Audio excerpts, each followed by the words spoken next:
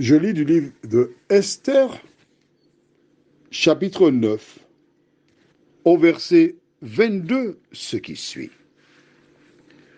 Comme les jours où ils avaient obtenu du repos en se délivrant de leurs ennemis, de célébrer le mois où leur tristesse avait été changée en joie et leur désolation en jour de fête, et de faire de ces jours des jours de festin et de joie, où l'on s'envoie des portions les uns aux autres et où l'on distribue des dons aux indigents. Prions. Notre Seigneur, notre Dieu, oh, quelle bonne nouvelle d'avoir la Bible. Parce qu'elle nous indique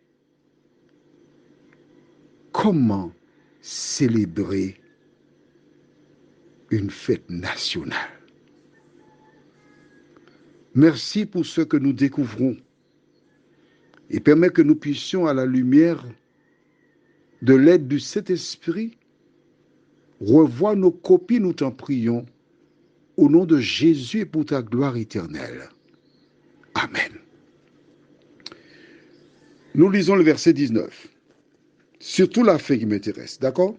Toi aussi, si ça m'intéresse, ça doit t'intéresser. C'est pourquoi les Juifs de la campagne, qui habitent des villes sans murailles, font du 14e jour du mois d'Adar un jour de joie, de festin et de fête, où l'on s'envoie des portions les uns aux autres. On envoie des portions, on fait des cadeaux les uns aux autres. On ne parle pas de 24 décembre là, hein? Pas du tout, ok? On ne parle pas des membres de la même famille non plus. On envoie des portions, on partage, on donne. À la lumière de ce que toi tu lis, en même temps que moi, où l'on s'envoie, on n'a pas dit que certains envoient, ou l'on, donc c'est quelque chose de généralisé. Pourquoi? Parce que ces personnes qui voient comment Dieu les a protégés en leur permettant d'être en vie, en retour, elles célèbrent la délivrance que Dieu leur a accordée en envoyant des portions, en donnant à d'autres. Toi qui caches ton argent dans le matelas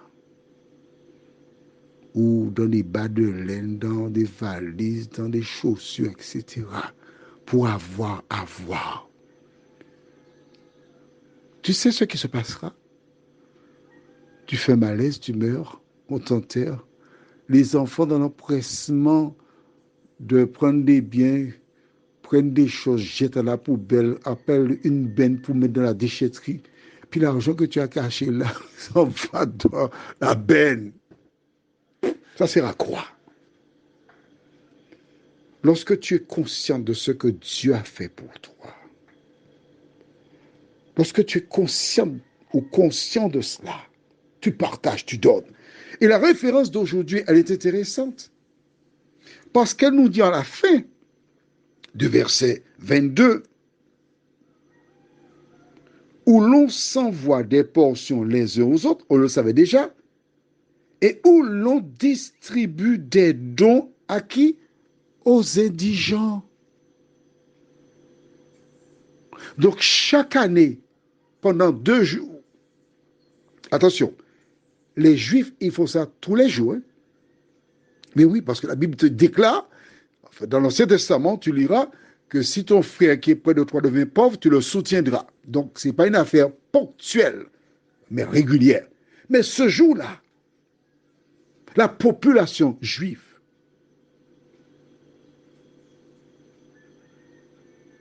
faisait des dons aux indigents. Qu'en est-il de toi? Je ne te parle pas des vêtements que tu portes puis qui commencent à peine une petite couleur. Ça ne te plaît pas. Bon, je vais envoyer ça au secours X ou secours Z. Puis la chaussure là, c'est plus à la mode, je vais donner ça. Non, non. Quand tu as des choses qui ne sont pas bonnes pour toi, il ne faut pas confondre les associations qui s'occupent des personnes en détresse et la poubelle. Si tu as la crainte de Dieu, tu dois donner les meilleurs vêtements, les meilleures chaussures aux indigents. Parce que tu ne sais pas. Essaie d'imaginer que tu rencontres une personne qui est pauvre. Tu ne passes pas par l'association, non? Tu vois quelqu'un qui est pauvre, qui est en difficulté. Mais quelqu'un qui veut avancer dans la vie, qui est honnête. Tu passes dans un magasin avec lui. Il regarde un vêtement. Tu achètes le vêtement. Tu laves le vêtement. Parce qu'il ne faut jamais porter un vêtement neuf sans le laver et le repasser. Et tu l'offres à cette personne. Qu'est-ce qui peut se passer dans sa tête? Peux-tu me dire? Ce geste-là, le respecter, le valoriser, c'est peut-être ce qu'il attendait pour laisser la rue. Ce dont le monde a besoin aujourd'hui, ce sont des femmes et des hommes qui marchent à la lumière de la parole de Dieu. Prions. Notre Seigneur et notre Dieu, qu'est-ce que ce récit est riche. Seigneur, souvent, lorsque certains reçoivent le 13e, 14e mois, il n'y a jamais assez. Mais si seulement ils réfléchissaient qu'il y a des personnes qui n'ont même pas de 13e mois. Et s'ils prenaient une partie de cette somme pour faire du bien aux indigents, le monde serait meilleur. Alors Seigneur, à la lumière de ce que nous lisons, de nous aider à mettre ces choses en pratique tout en priant. Au nom de Jésus et pour ta gloire éternelle. Amen. Que l'Éternel t'aide à mettre en pratique ce que tu lis. Je te souhaite une bonne nuit sous le regard de Dieu.